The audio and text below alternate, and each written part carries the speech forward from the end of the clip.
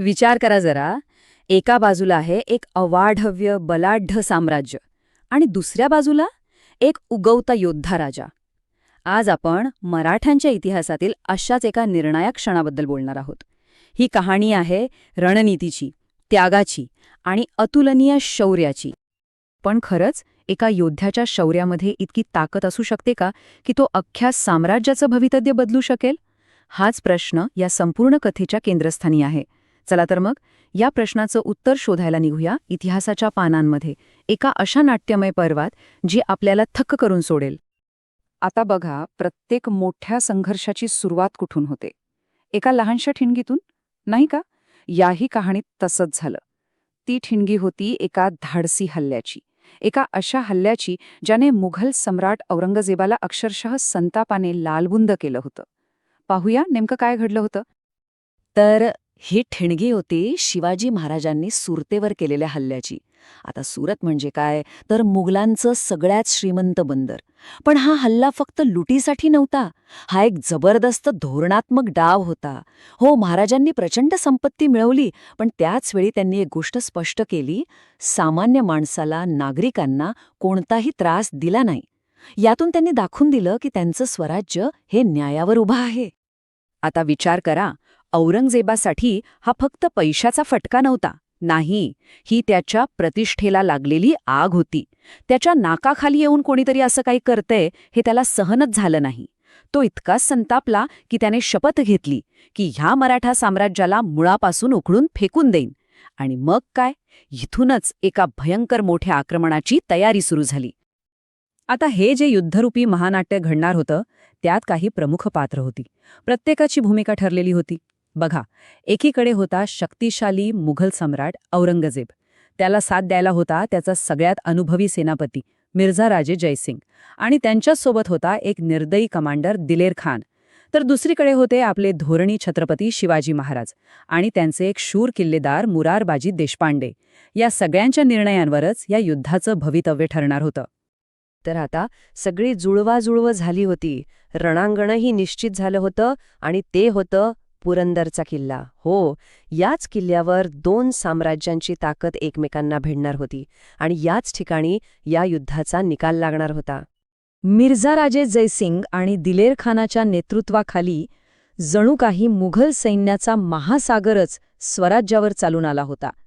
कल्पना करा, त्यांच्या घोड्यांच्या टापांनी जमीन हादरत होती आणि त्यांच्या अवाढव्य तोफा स्वराज्यावर काळोखाची सावली टाकत होत्या. हे संकट खरंच खूप मोठं होतं, अभूतपूर्व होतं. आता इतके किल्ले असताना दिलेर खानाने पुरंदरलाच आपलं लक्ष का बनवलं? कारण त्याला पक्क माहीत होतं की हा किल्ला म्हणजे स्वराज्याच्या संरक्षणाची गुरुकिल्ली आहे.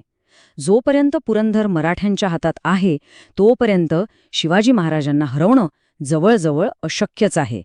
म्हणूनच हा वेढा फक्त एका किल्ल्याचा नव्हता, हा वेढा होता संपूर्ण स्वराज्याच्या भवितव्याचा. तर बघा, एका बाजूला मुघलांचं ते अफाट सैन्य आणि दुसऱ्या बाजूला पुरंदरचा किल्ला एकटा उभा होता. आणि या किल्ल्याचं रक्षण कोण करत होतं? तर एक असा योद्धा ज्याचं नाव होतं मुरारबाजी देशपांडे. त्यांची निष्ठा आणि त्यांचं शौर्य हेच मराठ्यांचं खरं शस्त्र होतं. आणि आता वेळ आली होती मुरारबाजींच्या शौर्याच्या परीक्षेची. संख्याबळात मराठे खूपच कमी होते, पण तरीही आपले मावळे आपल्या किल्लेदाराच्या नेतृत्वाखाली एका अशक्य वाटणाऱ्या लढाईसाठी तयार झाले होते. लढाईला सुरुवात झाली. दिलेर खानाच्या तोफांनी किल्ल्याच्या भिंती अक्षरशः हादरवून टाकल्या. पण या तोफांच्या आगीला उत्तर देण्यासाठी किल्ल्याचे दरवाजे उघडले आणि हर हर महादेवच्या गर्जनेने आसमंत तणाणून गेला. मुरारबाजी आणि त्यांचे निवडक मावळे मुघलांवर विजेच्या वेगाने तुटून पडले. आणि मुरारबाजी, अरे बापरे, ते रणांगणात जणू वादळासारखे फिरत होते. त्यांची तलवार अशी काही चालत होती की मुघल सैनिक त्यांच्यासमोर कापल्या जात होते. त्यांचं हे शौर्य पाहून खुद्द दिलेर खानसुद्धा आपल्या हत्तीवर बसून थक्क झाला होता. आता ही लढाई फक्त सैन्यापुरती उरली नव्हती, ती वैयक्तिक झाली होती. एका बाजूला होता मुघल सैन्याचा तो बलाढ्य कमांडर दिलेर खान आणि दुसऱ्या बाजूला होता पुरंदरचा अजिंक्य किल्लेदार मुरारबाजी. आता सामना थेट होणार होता. मुरारबाजींचा तो अविश्वसनीय पराक्रम पाहून दिलेर खानाने चक्क युद्ध थांबवलं आणि तो त्यांना एक प्रस्ताव देतो. तो म्हणतो, मुरारबाजी, तुझ्यासारखा योद्धा आमच्या शत्रूंच्या बाजूने लढणं योग्य नाही. तू आमच्याकडे ये. बादशाह तुला मोठी सरदारकी देतील, जहागिरी देतील. म्हणजे बघा, ही एक अशी ऑफर होती जी सहजासहजी कोणी नाकारूच शकलं नसतं. पण दिलेर खानाचा हा प्रस्ताव ऐकून मुरारबाजींचा स्वाभिमानाला जणू काही आगच लागली. ते गरजून उत्तर देतात, अरे आम्ही शिवाजी महाराजांची माणसं आहोत. तुझ्या बादशहाच्या जहागिरीची आम्हाला काय पर्वा? आमची निष्ठा विकत घेता येत नाही. या शब्दानंतर मुरारबाजींनी आपल्या आयुष्यातला शेवटचा आणि सगळ्यात धाडसी हल्ला चढवला. ते थेट दिलेरखानाच्या हत्तीच्या दिशेने धावले. त्यांची तलवार न्यायासाठी तळपत होती. आणि त्याच क्षणी दिलेरखानाने हत्तीवरून सोडलेला एक बाण थेट मुरारबाजींच्या कंठात घुसला. तो शूर योद्धा धारातीर्थी पडला आणि त्यांच्यासोबतच जणू काही किल्ल्याचं धैर्यच खचलं. किल्लेदाराच्या मृत्यूने पुरंदरवर एक शांतता पसरली. पण ती विजयाची नव्हती, ती होती शोकाची. मुरारबाजींच्या बलिदानाने फक्त एक लढाई नाही संपली, तर एका नव्या अध्यायाची सुरुवात झाली.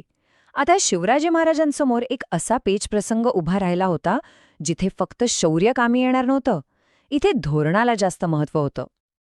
आपला सर्वोत्तम योद्धा गमावल्याने महाराजांचं हृदय पिळवटून निघालं.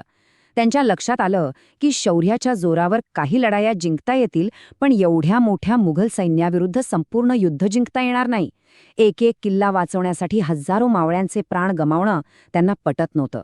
शहाणपणा यातच होता की आता काहीतरी वेगळा मार्ग चोखाळावा लागेल. आणि म्हणूनच आपल्या प्रजेला आणि स्वराज्याला या विनाशातून वाचवण्यासाठी महाराजांनी एक अत्यंत कठीण पण गरजेचा निर्णय घेतला. त्यांनी ओळखलं की खरी ताकद फक्त लढण्यात नसते, तर कधी 2 पावलं मागे यावं हे जाणण्यातही असते. त्यांनी मिर्झाराजे जयसिंग यांच्याशी तहाची बोलणी सुरू करण्याचा निर्णय घेतला. हा जो पुरंदरचा तह झाला तो मराठ्यांसाठी खूपच मोठा धक्का होता. विचार करा, महाराजांना तब्बल 23 किल्ले जे त्यांनी इतक्या कष्टाने जिंकले होते ते मुघलांना परत द्यावे लागले. फक्त 12 किल्ले स्वतःकडे ठेवता आले. सोबतच 4 लाख होन म्हणजे त्यावेळच्या सोन्याच्या नाण्यांइतकं उत्पन्न देणारा प्रदेशही गमवावा लागला. आणि सगळ्यात मोठी आणि अपमानकारक अट म्हणजे त्यांना स्वतः औरंगजेबाच्या दरबारात आग्र्याला हजर राहावं लागणार होतं. या एका तहामुळे स्वराज्याचा नकाशाच बदलून गेला होता. मराठा साम्राज्याने इतकी वर्ष जे काही मिळवलं होतं त्याचा खूप मोठा भाग एका क्षणात गमवावा लागला. हा खरंच एक प्रचंड मोठा धक्का होता, ज्यातून सावरणं अजिबात सोपं नव्हतं. आणि मग इथेच आपण आपल्या सुरुवातीच्या प्रश्नावर परत येतो. पुरंदरचा तह हा एक सामरिक पराभव होता की भविष्यातल्या एका मोठ्या विजयासाठी पेरलेलं बीज? शिवाजी महाराजांनी जे काही गमावलं ते परत मिळवण्यासाठी पुढे काय केलं असेल? ही कहाणी इथे संपत नाहीये, उलट इथून एका नव्या आणखी मोठ्या संघर्षाची सुरुवात होते.